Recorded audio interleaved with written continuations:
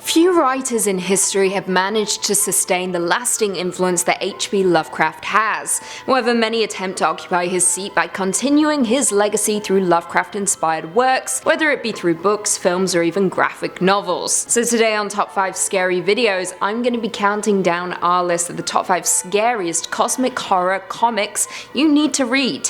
Before we begin though, be sure to stick around until the end of the video where I'll be responding to some of your comments. And with that, let's jump in. Coming in at number 5, Lock and Key. Lock and Key is an American comic book series written by Joe Hill and illustrated by Gabriel Rodriguez, and published by IDW Publishing. The plot is presented in non-chronological order. During the American Revolution, a group of rebels, hiding beneath the future Key House, discover a portal to another dimension, the plains of Leng, filled with demons who can mesmerize anyone that sees them and possesses them through touch. However, when demons attempt to enter the real world, they collapse into lumps of whispering iron, which young smith Benjamin Locke forges into a variety of magical keys, including the Omega Key, which seals the entrance to the dimension.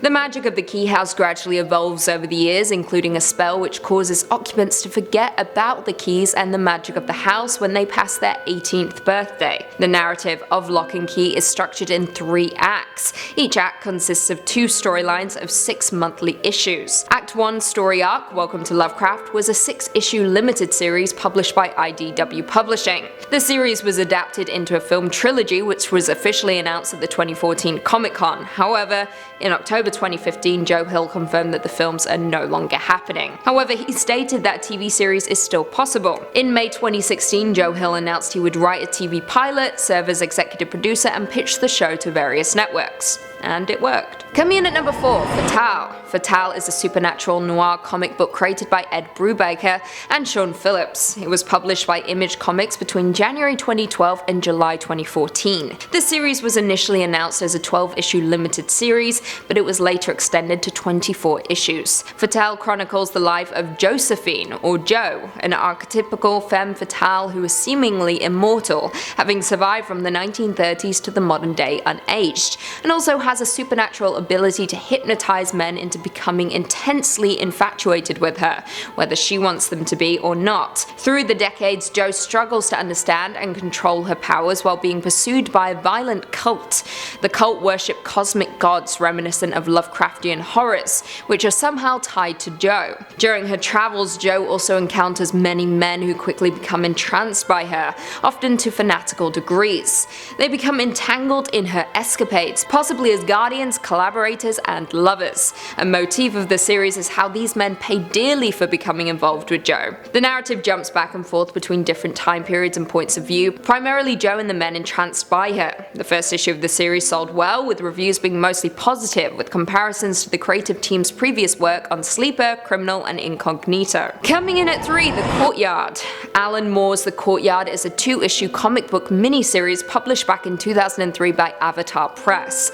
The comic was adapted by Anthony Johnston with artwork by Jason Burrows from a 1994 prose story by Alan Moore. The plot concerns Aldo Sachs, an FBI agent using anomaly theory, a method that correlates seemingly unrelated data into a cohesive whole, to investigate 3 seemingly unrelated ritual murders around the United States.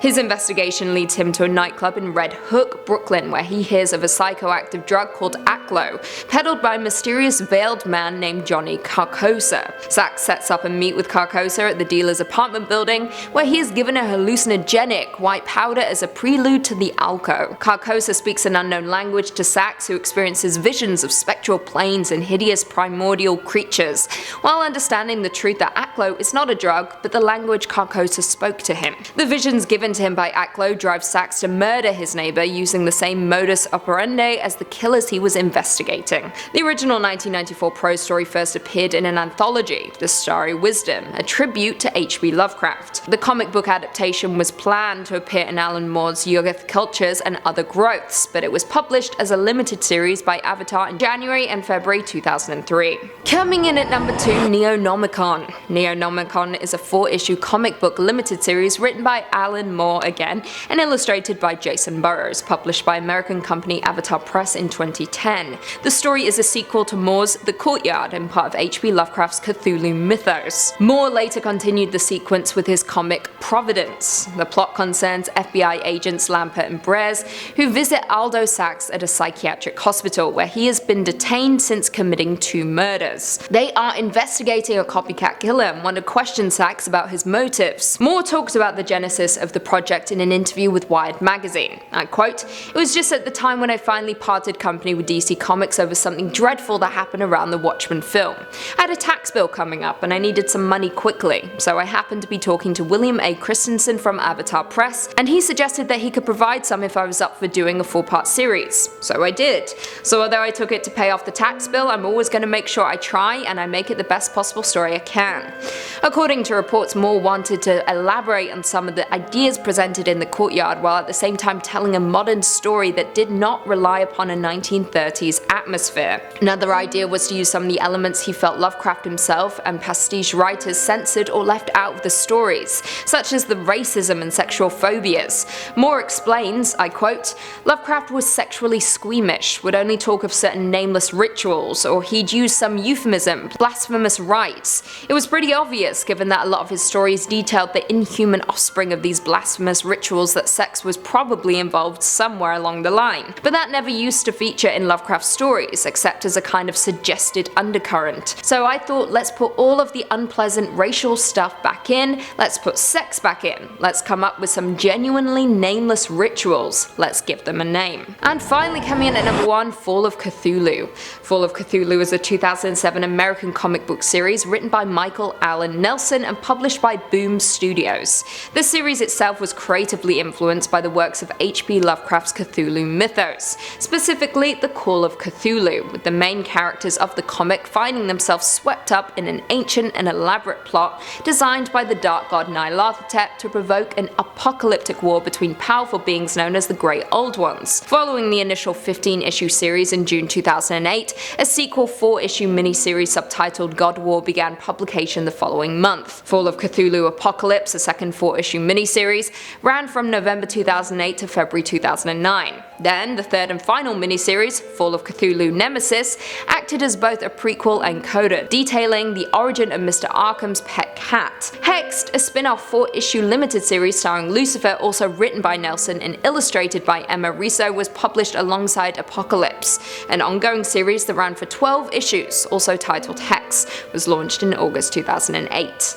Well, there we have it. Do you guys agree with our list? Were there any cosmic horror comics that we missed? Leave us all your thoughts and feelings in the comments down below, and perhaps we can do a part 2. Before I go though, I just want to respond to a few comments from one of our last videos. Top 5 greatest horror movies nobody watched part 2. Mr. Scary Sketchy said Hush is one of the most underrated horror movies of the last decade. Very small amounts of kills, and more focus put on terrifying atmosphere. I love it. I couldn't agree more. Hush is one of the best horror films I've watched in the last decade. Honestly. Maybe one of the best I've ever seen. It's so effective with no sound, pretty much. Adam Junk said, "The owls are not what they seem, now I want to rewatch Twin Peaks." Welcome back, Lucy, hope you enjoyed your holiday. I love rewatching Twin Peaks. I need to do it once every single year in order to survive, otherwise I die. And thank you, I enjoyed my holiday, it was lovely. RG Crispin said, "The intro sounded like she was convincing herself rather than us." The intro he's talking about was when I said, "Don't worry, I'm not going anywhere." But I wasn't convincing myself, I know the facts. And the facts are that I'm not going anywhere, got nowhere else to go, so. Juria316 said, "So glad you included both As Above So Below and The House at the End of the Street, as I thought both were excellent movies and criminally underrated." I couldn't agree more. Most people judge me for liking House at the End of the Street, but it's actually a very good film, so simmer down everyone. And on that note, if you haven't already, be sure to give this video a big thumbs up, subscribe and turn on notifications so you never miss another scary vid. And until next time, see you later. Neonomicon.